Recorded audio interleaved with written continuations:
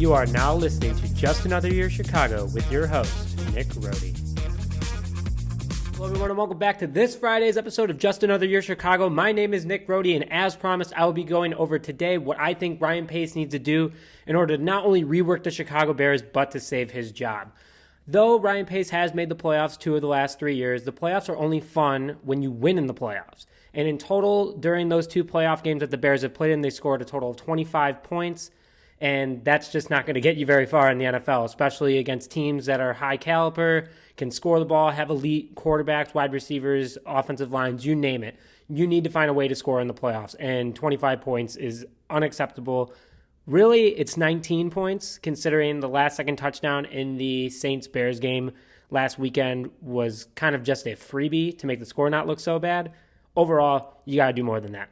But before I jump into this episode, please remember to hit that subscribe button and so you stay up to date on all episodes, and make sure to follow me on Twitter at ChicagoNick, no K. And yes, I do follow and subscribe back. So let's start. So overall, I'm just going to say what I give Ryan Pace's grade during his time as a Chicago Bears GM. And I'm going to give him a B-.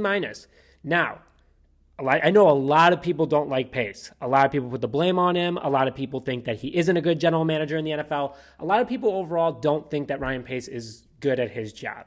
But why? Who's obviously people are telling you because all you hear about is how Mahomes and Watson were in that draft.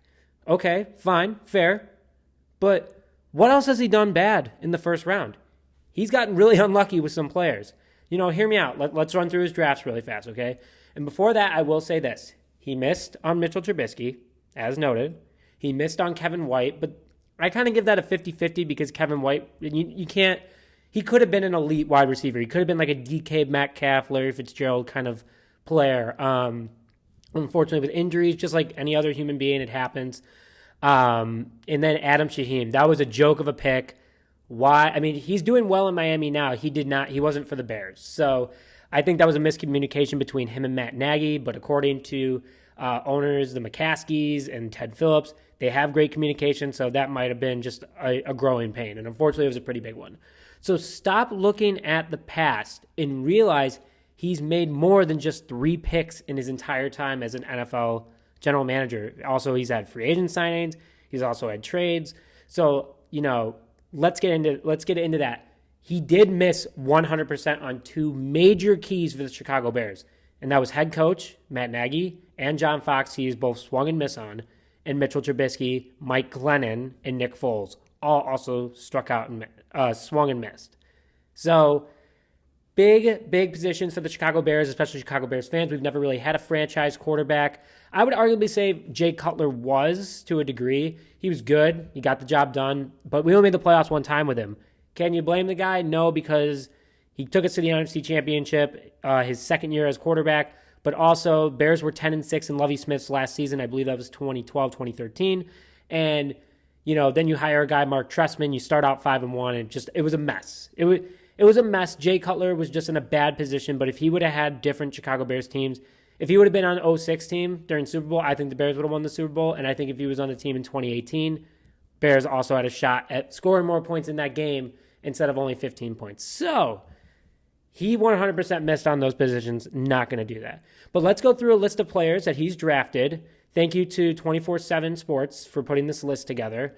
But let's run through his draft history super fast. And I don't want to take too long, but we're just going to go through quickly. So Ryan Pace's first draft was in 2015. He drafted Kevin White, who unfortunately did not do well in the NFL, though he had a lot of expectation when he came in as being an elite wide receiver. Eddie Goldman, one of the best nose tackles in the NFL right now, drafted by Pace. Haras Grasu, who was a center, picked in the 3rd round in 2015. He was okay. He really wasn't the elite level that, 3rd rounders should be. So I give you that. Running back Jeremy Langford, who was good. He was a good second string back. He was fast, he was quick, but he was too small. And the Bears tried him out at starter, and that was just a disaster. So far, I give credit. This is his first draft, and he's already had 3 misses on his first 4 picks. But he did pick up strong safety Adrian Amos, which was a complete steal in the 5th round, and then he picked an offensive tackle that really never made it. So 2 players out of that draft. First draft, could have been 3 easily with Kevin White not getting hurt, but Adrian Amos and Eddie Goldman, who were on the Bears for a long time and helped start building that defense. And Eddie Goldman is still on the team now. He just chose to opt out of the season due to COVID protocol, which he now says, with how the NFL handled it, I think Eddie Goldman definitely would have came back. Yeah, he says that he doesn't regret anything, but he did miss being out there with his guys. But 2016 draft for Ryan Pace was great. First round, Leonard Floyd. Again, wasn't used well in the Chicago Bears scheme.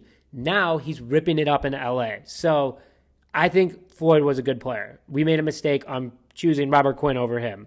Offensive lineman Cody Whitehair, still on the Bears, one of the best interior guards in the NFC right now. Jonathan Bullard, who was a good defensive lineman, just, injuries took over his career. It's unfortunate, but I don't think he swung and missed because he did his job when he was here. Nick Kowalski, who is a great linebacker, great depth guy. Now he's on the Raiders, and he's doing very, very well. So another great pick. Deion Bush, who is still on the Chicago Bears. Awesome special teamer, awesome glue guy to come in and play when needed, when there's injuries. Deion Bush has been a great pickup for only a fourth round. DeAndre Hull, who the Bears also had, pretty okay pick. He didn't stay on the Bears too long, but overall, I thought he was a pretty good pickup in a late round. Fifth round, Jordan Howard, awesome running back for the Chicago Bears. Great scheme for Matt Nagy in the beginning, but really he was a John Fox type running back. DeAndre Houston Carson in the sixth round, one of our best special teamers. Unfortunately, his contract is up this year. I hope the Bears re-sign him, but another great pickup. And then a wide receiver, Daniel Braverman, never heard of him. So very good draft. Very good draft in 2016. Not bad at all. I don't know why, that draft is very overlooked. That's definitely one of his better ones. 2017, the year he traded up for Mitch Trubisky. Bad move to trade up because you could have got him at number 3. But again, any other draft, you ironically had 2 elite quarterbacks in it, and you missed. It happens. I agree. The frustration's there. But Mitch Trubisky at 1, then Adam Shaheem, huge swing and a miss. So, bad. 2017 was a bad draft so far. But then, fourth round, Eddie Jackson, who was one of the best free safeties in the entire NFL till this past season. I don't know what happened. I think it was Chuck Pagano's style of offense. I hope Bo Jack comes back next year. He did not show up against the Saints, though. Also, the second he got paid, I feel like he kind of got a little cocky.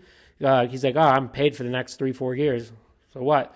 I love Eddie Jackson. Again, autograph, first thing I look at every day when I walk into my small office area.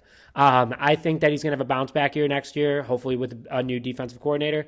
Fourth round, Tyreek Cohen, who is a very versatile running back. Though small, he's a weapon. He's a human joystick. He runs around the field, makes plays happen. He's fast. He's smart. Unfortunate ACL injury this year. I think that the Bears would have done a really, really good job on offense, especially when Bill Lazor took over, if they would have stuck with if they would have had Tyreek Cohen. And then fifth round, Jordan Morgan. He was a depth guy, but that was the point. We just needed a depth guy. Same year, Matt Nagy came on the team. So, okay draft, I guess. Okay draft. No, I'm sorry. Matt Nagy came in 2018. Okay draft. Let's say. This 2018 draft, though, very good draft. First round, Roquan Smith. Great pickup. Second round, James Daniels. Another great interior offensive lineman. Unfortunately, was hurt this year due to a pec injury. Second round, Anthony Miller. I don't like Anthony Miller. Though he's a good athlete, not a good pickup overall. Joel, I'm going to botch this. Joel Igwanbi. Okay. I think you guys know what I'm talking about. Number 45 on the Bears. Great fourth round pick. He's a good depth guy, good special teams guy, good leader, good locker room presence. That's what you need. Don't need an elite player, but if you have a good locker room presence, always a plus. Fifth round, Blau Nichols. Huge pickup. He filled in great for Eddie Goldman. So next year, the Bears defensive line could potentially be Robert Quinn, Eddie Goldman, Akeem Hicks, Khalil Mack, and then you rotate in Blau Nichols. I mean, you're going to have a pretty elite, really good to elite guys always rotating in and out. That's awesome. Sixth round, Kylie Fitz, another good depth guy. Again, championship teams need depth. And then seventh round, Javon Wims. I think Javon Wims was a good player. He made bad decisions, punching a guy and then dropping a wide open ball in the end zone. But he's big, he's fast. I don't know what the Bears are going to do with him this year, but after that performance, I believe that they're going to end up getting rid of him. Sorry, guy, but catch the ball. So that And then let's see. Are those all of Pace's drafts? Huh. Okay. Well, I don't know where the 2019 draft is. Hang on. We have it. Excuse me while I do this. No Jeopardy music. Sorry. All right. So, okay, we had Cole Kmet. Awesome. Great pickup. Jalen Johnson, another great pickup.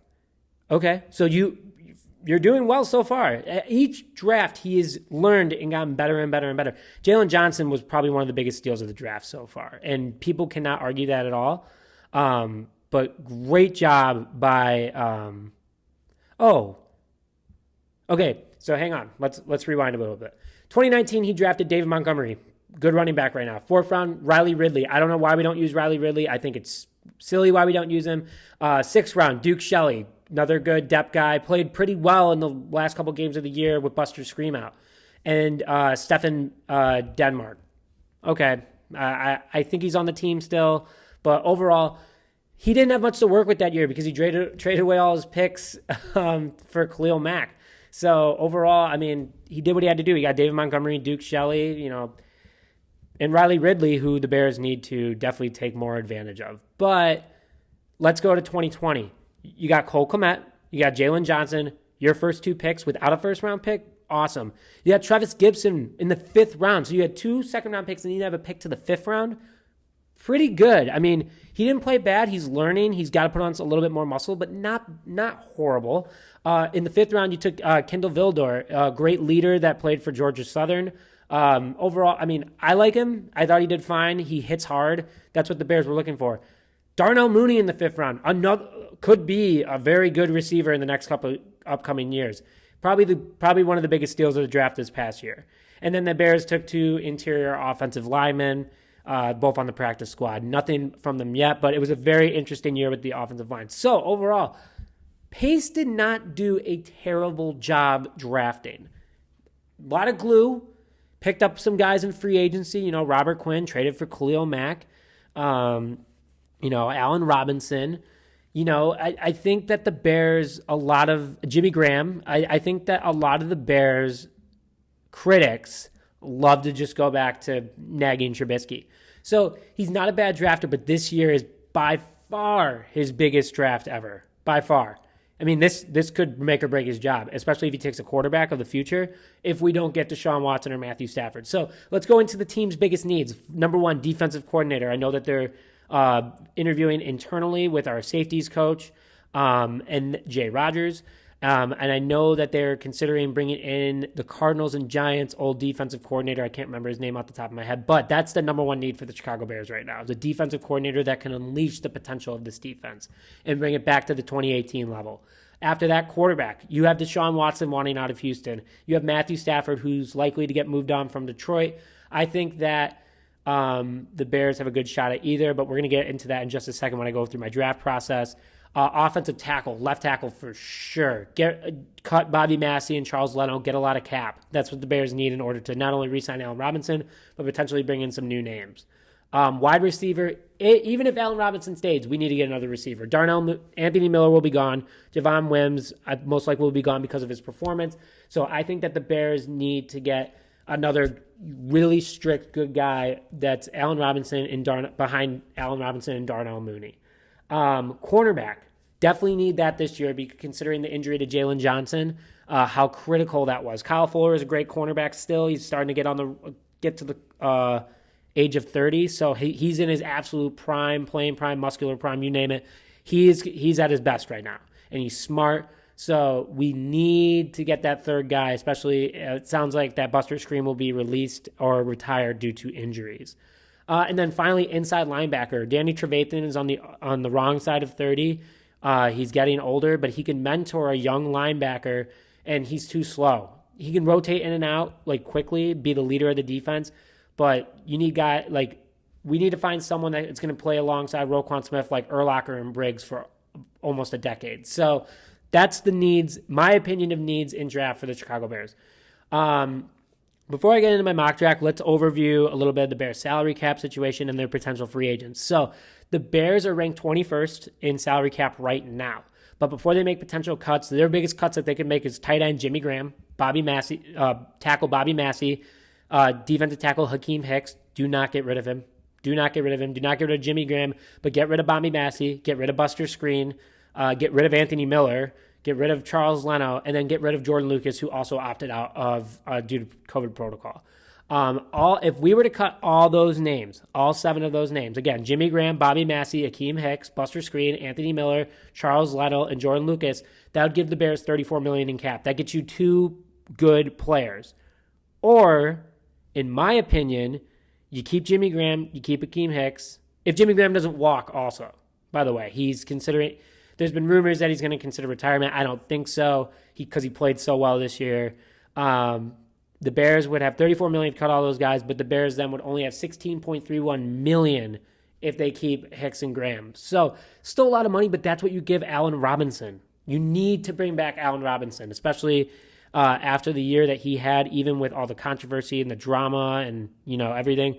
But I don't know. I don't know what they do with Allen Robinson at this point, which is a must. If you don't re-sign Allen Robinson, then you're going to have to pull a couple early round picks on wide receivers for someone to be alongside Darnell Mooney. And then suddenly Darnell Mooney is the number 1 guy. So a little concerning there. I don't think he's developed enough yet for that. But here are, in my opinion, if Allen Robinson walks, here's 3 free agents that I would do if Ryan Pace. And one of them is not Dak Prescott. So Dallas is re-signing Dak. But you know what? I don't really care. I was just kidding with the 3 free agents. You have to re-sign Allen Robinson, period. That's just what has to happen. You cannot, and honestly, the best bang for your buck in free agency. Looking at the free agency as of right now, a lot of guys at 30 or older that want big contracts. No, Allen Robinson's 27. He still has the athletic ability. He wants to stay in Chicago. He loves Chicago. But for some reason, I think it's because Pace knew his job was potentially on the line this year, so he didn't want to make any commitments, which I get, but he didn't even reach out to Allen to talk about that, so I thought that was a little disrespectful. But once you re-sign Allen Robinson, then you go back and you talk to Cordell Patterson. You need to bring him back, no doubt. Roy Robert Harris, you need to bring him back too, glue guy. Pat O'Donnell, I think, is a lock because he's a punter. Punters don't make that much, and he's good. He's been on the team for a while. He's going to be like the next Brad Mayer who plays for the Bears for like 20 years. Bring back Deion Bush. Bring back Mingo, my guy Mingo. You have to bring back Sherrick McManus. You have to bring back Deshaun Gibson, no doubt. And you have to re-sign Carlos Santos. Breaks my heart to say it, but I don't think that the Bears are going to re-sign Brent Urban. I love Brent Urban. He's one of my favorites. Bears might re-sign DeAndre Harris Carson, but we'll see. And Mario Edwards. It just depends on money. It depends on what these guys want. I think Pace should be calling these guys up right now and being like, hey, let's start these discussions for next year. They could be, and they just couldn't be releasing it to the press. But still, the Bears had a good team this year. It's just that their head coach was questionable with play calling. Their defensive coordinator didn't. It was really the coaching that was the problem this year. This roster was talented. And they made the playoffs even with bad coaches. So let's get to the chase. Let's get to draft time. Mock draft number 1 for Ryan Pace. With the 20th overall pick in the 2021 NFL Draft, the Chicago Bears select offensive tackle Christian Darrisaw from Virginia Tech. Probably not going to get him because he's one of the better tackles in the draft, but if he somehow slips to number 20, which I don't think Pace can afford giving up any sort of capital to trade up this year, unless the McCaskeys go, hey, I'm giving you permission to give away some picks for next year, then move up and get him. But he's the best tackle in the draft in my overall opinion. He's fast, he's big, he's lean, he's smart. I like him a lot, but that's just me. If not, please draft Alex Leatherwood with the 20th overall pick. Both of them are huge people, huge men. They can move people around. They're young and they're fast, but we need that left tackle. We can't have a guy slow like Leno or Massey. They served their purpose in 2018, but that's it. We need to have a guy for years to come. In the second round, I got Terrence Marshall Jr. from LSU, if he is there. He's big, he's 6'3", he's fast, he's kind of like a DK Metcalf, and that's what the Bears need, especially if they lose Allen Robinson. If not, I think Nico Collins is your next best option for a big wide receiver. Don't go for the speed, go for that size that can go over corners. That would be my opinion for the second round pick. Third round, if the Bears do not get Deshaun Watson, this draft is based on Deshaun Watson. No Deshaun Watson, no Matthew Stafford. Shout out Blake Barr. I know you're listening to this. I'm starting to agree Matthew Stafford might not be a bad choice for the Chicago Bears if they get him for the right price and get rid of Nick Foles at the same time. In the third round, if the Bears do not get either one of those quarterbacks I just named, take in Kyle Trask from Florida. He's most likely to be there. He's mobile. He's smart. I think he's a good quarterback. A lot of people are like, he's all right. Why not? What do the Bears have to lose at this point? Throw him out there, see what he can do. If he's a third-round pick and he's going to be hungry, he's going to want to prove people wrong. So that's just my opinion. In the fourth round, offensive tackle Brady Christensen from BYU. Why him? Because Zach Wilson was BYU's quarterback, had one of the best college seasons of all the quarterbacks. He's probably going to be a top 5 pick. How do quarterbacks do well? When you have good linemen. And what's the most important lineman on that line? The left tackle. Smart guy, obviously, went to BYU, and he's large. He's fast. He can move. I like him a lot, and a lot of people have him slipped into the fourth round. If the Bears can pick him up, I think he could be a steal. So that's my fourth round pick. Fifth round, Pace loves late round talent, and I got the Bears finally going to the defensive side of the ball. I got them picking Keith Taylor out of Washington. He's a big corner. He's 6'3", and the Bears need that. Kyle Fuller's not a big guy. Buster Screen was not a big guy. Jalen Johnson was the biggest corner on the team. I think that you go out and get him. In the sixth round, I got the Bears going back to the defensive side of the ball again, and I got them picking linebacker Charles Snowden out of Virginia. He's 6'7", and he's an interior linebacker. This guy's huge. He's fast, too. He's good at stopping the run. A lot of things that the Bears were missing this year when especially Roquan was out. Get a guy that can play alongside Roquan Smith for a long time, and if you bring a beast like that in, who knows? Problem is, he's built like Leonard Floyd, so he would have to put on a lot of muscle and a lot of weight to be more intimidating against bigger running backs. So, but still, 6'7", huge guy. And then finally in the seventh round, I got them going to Mizzou, a local, pretty big local school, to Damon Hazelton. Looked him up, another big receiver. I want that DK Metcalf on the team. I want that big receiver. Bring him in. He had a pretty good draft. He has a pretty good report before. So that is my first mock draft. More to come as time goes on. But again, I think the Bears will get Deshaun Watson. Not being a biased Bears fan, but Ryan Pace has to put it all on the line here. Now, mock draft's going to probably change because there's no way that the Bears get Deshaun Watson without giving up the first round pick this year and probably the second round. But that's worth it to me. In my opinion, if you can still go out and get a defensive tackle or a left tackle and a right tackle potentially, who knows? Who knows? But more to come on that, and you got to give more weapons and offensive line. So draft could be really offensive heavy depending. But we'll get to that in a little bit. You put all these pieces together, Pace. You might be good in theory. You're going to be good, but who knows how players are going to pan out. So with closing today, again, first Friday episode ever. So I hope everyone enjoyed. We'll be going. Well, I mean, I thought it was okay. Thanks, guys. But me going off that, I think Pace is a good GM and what he needs to do in order to keep his job. Nothing else on tonight. The Bulls play tonight. The Blackhawks play tonight. I hope Kobe White and Zach LaVine go off. They're playing the Oklahoma City Thunder, who is Billy Donovan, the new head coach's old team. Keep going off LaVine. Keep going off White. I mean, you guys are combining for 54 points right now together alone, half the team's points. So keep it up. And with that, thank you for tuning in to this episode of Just Another Year Chicago. Please remember to hit the subscribe button, comment on this video, your thoughts on what you think the Bears should draft, what Ryan Pace should do, and, rate my draft. Let's hear it. And follow me on Twitter at ChicagoNickNoK. And yes, I do follow and subscribe back. So thank you very much for tuning in to this Friday's episode, and we'll see you guys on Sunday. Have a good one.